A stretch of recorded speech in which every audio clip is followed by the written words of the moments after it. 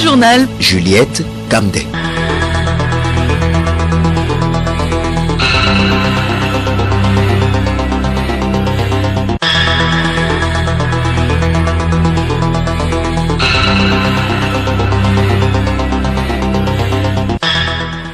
Bonjour, bienvenue à tous dans le journal.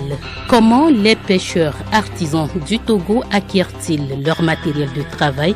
Nous leur avons posé la question à l'occasion de la Journée mondiale des pêcheurs artisans, célébrée aujourd'hui. La journée met en valeur un métier rude. Près de 3 millions d'élèves sont inscrits dans 15 000 établissements scolaires au Togo pour l'année 2021-2022. Ces données ont été rendues publiques ce matin par le ministère en charge des enseignements primaires et secondaires. Sommet de la francophonie, la 18e édition s'est achevée hier à Djerba, en Tunisie. Les critiques appellent à la refondation de l'espace francophone. Et puis les sports, deuxième journée ce lundi de la Coupe du Monde Qatar 2022. Le Sénégal sera dans l'arène cet après-midi face aux Pays-Bas.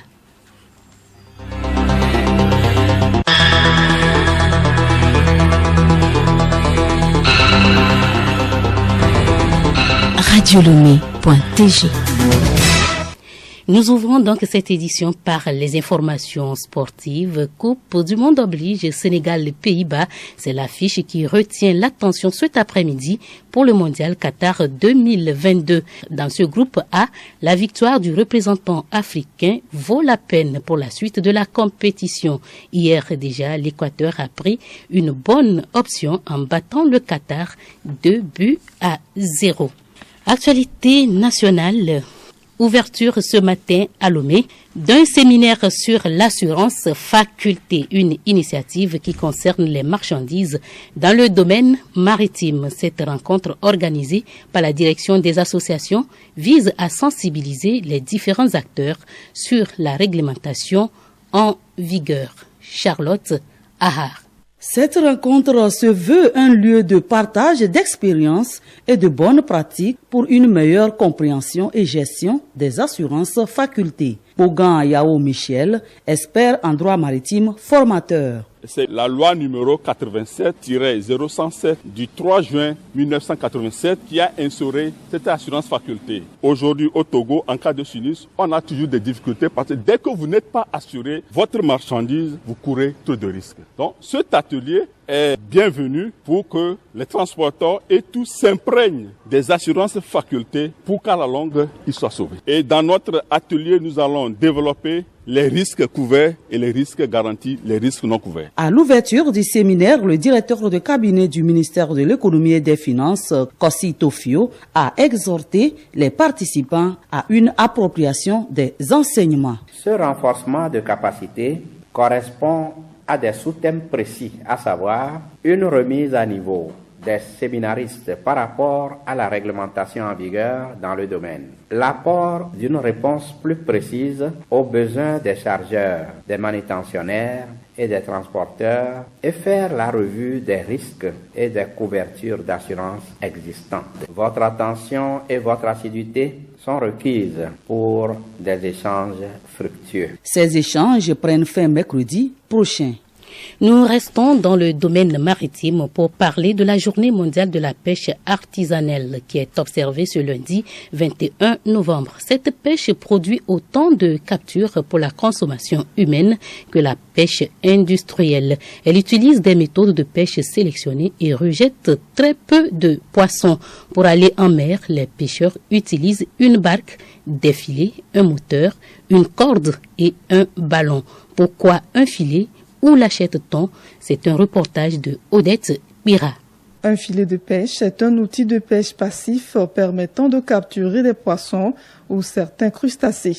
Il y a plusieurs variétés de filets. Chaque matin, ils sont nombreux à la plage de Lomé, soit pour aller en mer ou ramener du poisson pêché la veille. Ce matin encore, ils étaient là, alignés en file indienne, cordes enrôlées de filets en main, pour ramener à la surface le poisson. Le coût du filet varie entre 30 et 40 000 francs CFA. L'ensemble du matériel s'élève à environ 10 voire 12 millions de francs CFA. Daniel Dobo est l'un des pêcheurs. Il nous explique. Pour attraper bon poisson, ça dépend de la main et si filet là bon, la main était comme ça, c'était quelque chose que je ne sais pas comment je vais dire parce que ça bouge avec la pirogue, avec la moto, machine, avec la machine, tout ça, ça coûte 10 millions. 10 millions, même entièrement le flux est cher parce qu'ils ont augmenté. Quand on a gagné la poisson, on vend ça. On vend poisson. La femme qui sont ici, ils prennent payer la poisson. Donc, on a payé la poisson, nous on prend l'argent, on partage. On lève l'argent des filets, le reste là, on partage. Le revenu de la pêche est vendu aux bonnes dames qui, en attendant, portent secours aux pêcheurs en tirant la corde. Dans le métier de pêcheur ou du métier de mer, on peut aussi être amené à se retrouver dans un centre de santé pour des soins. Le premier remède qu'un agent de santé se doit d'offrir à un patient est son sourire et un bon accueil. Mais il est triste de le constater, le mauvais accueil réservé à certaines catégories de personnes. Parmi celles-ci, les femmes handicapées physiques des membres. Comment cette intolérance est-elle vécue par ces patientes, surtout lors des accouchements? Deux femmes handicapées mères témoignent dans ce magazine de Yao Kamake.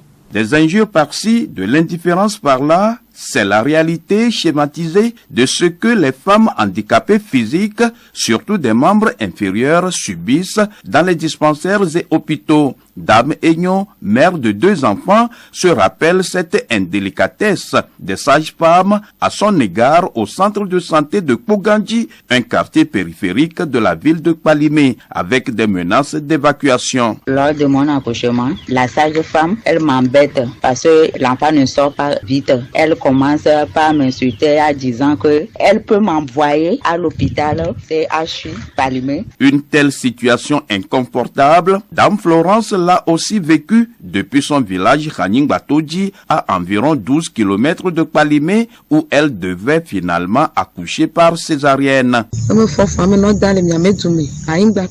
Quand je suis tombée enceinte, c'est dans mon village que j'allais en consultation prénatale à Khaning-Batoji. Le traitement n'était pas ce qu'il fallait. Et comme je n'avais pas un grand bassin, on m'a envoyé à l'hôpital de Kpalimé où j'ai dû accoucher. Et là encore, avec tous les mauvais traitements subis à cause de mon handicap. Mère aujourd'hui de 4 enfants, Florence regrette le manque de respect dont elle a fait l'objet durant ces périodes de grossesse et d'accouchement. Je dois l'avouer, tous mes enfants que j'ai mis au monde l'ont été par césarienne. Mais de grâce, cela n'a pas été facile. J'ai été obligée de m'installer finalement à Kpalimé car à chaque accouchement, je devais subir une opération. À cause de mon handicap, de ma pauvreté, les sages-femmes ne m'accordent aucune importance.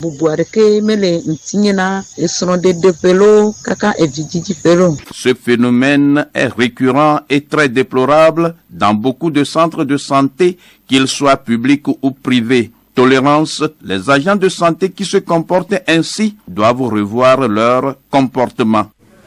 Personnes en situation de handicap ou pas, l'école au Togo est inclusive. Plus de 2 700 000 élèves sont inscrits et répartis dans plus de 15 000 établissements scolaires au Togo pour le compte de l'année 2021-2022. Ces données ont été communiquées ce lundi à Lomé aux acteurs du système éducatif.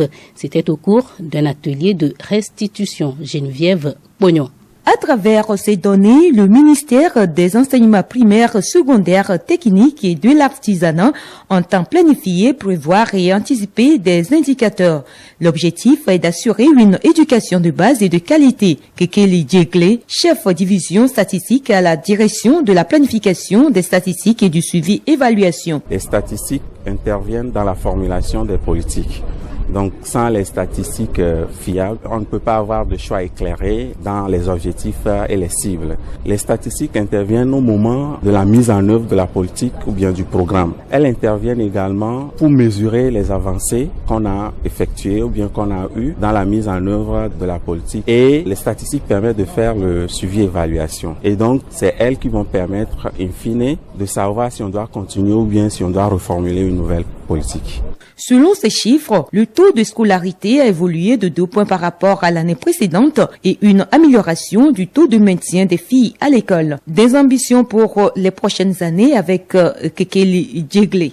Nous avons collecté cette année des élèves qui n'ont pas d'acte de naissance. Alors, les directeurs, peut-être, ils demandent à l'élève ou bien à son tuteur si l'enfant a un acte de naissance. À l'inscription, si on n'amène pas ça, il ne peut pas savoir si effectivement. Or, nous savons qu'il y a des enfants qui ont des actes de naissance que les parents n'ont même pas encore retirés à l'état civil. Il y a encore à creuser pour avoir des données fiables. Donc, nous ambitionnons immatriculer les élèves et nous voulons aussi tout faire pour que déjà à la rentrée, chaque élève puisse s'inscrire en ligne. Pour le compte de cet atelier, nous ambitionnons aussi avoir un site dédié spécialement pour la diffusion des données statistiques au niveau de notre ministère. Pour les acteurs, ces données leur permettront de revoir leur système d'enseignement. Révérend Père Pierre Chanel Afogno, directeur national de l'enseignement catholique du Togo. Les statistiques nous permettent de pouvoir mieux nous organiser, de pouvoir prévoir nous aussi et d'être au rendez-vous et ne pas travailler simplement pour travailler. Par exemple, les statistiques vont nous permettre de savoir en tant qu'enseignement protestant et catholique, qu'est-ce que nous apportons dans l'éducation des citoyens au Togo? Qu'est-ce que nous avons comme infrastructure en termes d'investissement dans le système éducatif? Et dans les années à venir, quels sont les défis que nous avons à relever? Un acte de naissance, c'est un document incontournable pour inscrire un enfant à l'école. Suite donc du dossier sur l'enregistrement des actes de naissance. À quoi expose son enfant si on ne l'enregistre pas, s'il n'a pas d'acte de naissance? Madame Kododi Traoré, assistante sociale au ministère en charge de l'action sociale, répond. Le non-enregistrement d'un enfant le prive déjà de l'acte de naissance. Et l'acte de naissance, c'est la preuve de ses liens entre ses parents. Ça le prive d'avoir accès aux services sociaux de base. C'est quoi? C'est l'éducation, la santé. L'enfant a droit à l'éducation. Il doit être pris en charge quand il est malade. Et selon l'âge, il est pris en charge à l'hôpital selon son âge. Nous savons que pour faire la vaccination à un enfant, on doit connaître son âge. Pour tel médicament ou ça, il faudrait connaître son âge. Et quand on ne connaît pas l'âge de l'enfant, ça devient compliqué pour le prendre en charge. L'enfant est exposé à la falsification de son identité. Et je vais dire aussi que l'enfant est exposé aux violences. Exposé aux violences, à l'abus, à l'exploitation. Elle peut conduire peu à peu à la cécité. La cataracte, cette maladie des yeux, ne guérit que par l'opération chirurgicale. Et justement, une campagne d'opération des cas de cataracte a démarré ce lundi au CHR Kara Tomde, initiée par l'ONG Lumière Divine, de concert avec Merci Chip. Cette campagne dénommée Manamesse en français, Vue retrouvée, va durer jusqu'à vendredi prochain. Écoutons Bill Kokovi Agbeonu, il est secrétaire de l'ONG Lumière Divine. Il s'exprime au micro de Nathalie Banegué. Pour la Kara, c'est la préfecture de Doufelgou, la préfecture de l'Abidjan qui sont ciblées. On a eu quelques travaux de rénovation du bloc ophtalmique du CHR, là où vont se dérouler les opérations chirurgicales, avec le local qui va abriter les patients. On va les héberger, quand on va les opérer, on les héberge et puis on va les redéposer. C'est là une action de cette campagne. Ça. On va chercher les plus démunis dans les coins reculés, les gens qui sont âgés de plus de 50 ans. Et c'est gratuit. On est parti, on les a dépistés. Et quand ils sont retenus, nous allons les chercher dans leur milieu, amener au CHR avec notre bus de l'ONG Lumière Divine. On les opère, on les héberge pour une nuit et on va les redéposer et on prend d'autres. Ainsi de suite, ça va se dérouler comme ça dans la région de la Kara, Cette semaine, on a débuté le 21 jusqu'au 25 et on aura fait cette semaine entre 200 et 250 cas de cataracte. Donc la campagne Madame Essé dans la région de la Kara va continuer jusqu'en janvier. Donc les dépistages continuent et une fois que le nombre est trouvé conséquent, donc l'équipe viendra pour les opérations. Parmi donc ces patients qui vont bénéficier des soins de cataracte, il y en a qui sont sûrement en couple. Le mariage entre hommes et hommes d'une part et femmes de l'autre est devenue légion dans certains pays. Une union créée de toutes pièces par l'homme et qui fait toujours parler d'elle dans certaines communautés car elles ont du mal à l'accepter, cette union. Quel est l'avis des populations togolaises sur l'homosexualité? Gabriel Ayena a tendu son micro à quelques citoyens dans la région de la Kara.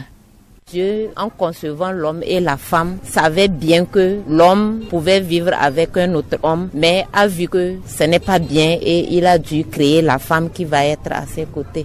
Maintenant, si aujourd'hui nous nous permettons de créer ce mariage de deux personnes de même sexe, je pense que c'est un esprit diabolique qui habite les gens à le faire. Moi, je trouve ça comme une malédiction. Ce n'est même pas un bon truc. Je ne les comprends pas. Je ne sais pas pourquoi ils le font. Je crois bien qu'ils ont les raisons et que nous devons chercher à connaître réellement la raison qui les pousse à vivre ces genres de relations. Chacun veut faire ce que le blanc fait. Ça, c'est atteinte aux mœurs. Et deux hommes se mariaient. Et l'autre femme, c'était qui? Ou bien voilà, adopter des enfants. Et c'est où au Togo ils vont célébrer le mariage là? Léontine Togima qui disent les tests sur le mariage homosexuel.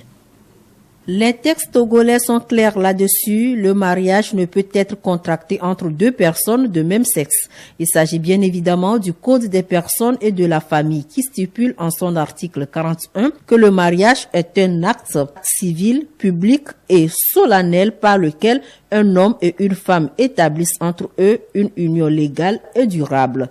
Par conséquent, un mariage entre deux individus de même sexe est nul, le précise plus loin l'article 82 du même code. Le Togo est catégorique sur sa position. Le ministre en charge des droits de l'homme est d'ailleurs revenu là-dessus au dernier examen périodique universel EPU. En effet, à Genève, en Suisse, le 30 juin dernier, le ministre Christian Trimoua a relevé que les 42 recommandations du Conseil des droits de l'homme des Nations Unies, dont l'homosexualité annotée par le Togo, ne sont pas en adéquation avec les mœurs et les valeurs de la société togolaise. Le journal Juliette Camdet. Le 18e sommet de la francophonie s'est achevé hier avec la reconduction de la secrétaire générale Louise Mouchichikabo à la tête de l'organisation de la francophonie pour un second mandat. Le premier mandat de Madame Louise semble avoir coïncidé avec une invisibilité de l'action de son organisation à l'international. Les critiques appellent donc à la refondation de l'espace francophone. Par ailleurs, participant à ce sommet, le Premier ministre de la RDC, Jean-Michel Sama Lukonde, et sa délégation ont refusé de s'afficher sur la photo de famille avec le président rwandais Paul Kagame, pays agresseur de la RDC selon le Premier ministre congolais. Kinshasa accuse en effet Kigali de soutenir la rébellion du M23 qui occupe une partie de la province du Nord Kivu depuis quelques mois maintenant. Le président Kagame a par ailleurs accepté d'aider le facilitateur Uhuru Kenyatta à obtenir le cessez-le-feu et le retrait du M23 des positions conquises, a indiqué un communiqué de la Communauté d'Afrique de l'Est publié vendredi.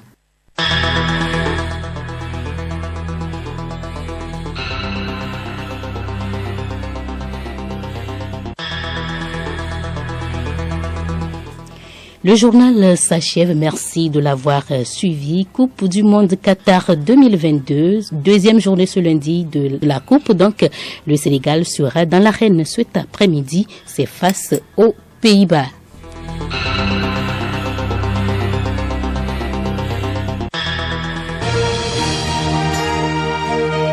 Radio Lomé, boîte postale 434, email radiolomé@radiolomé.tg. radiolomé.tg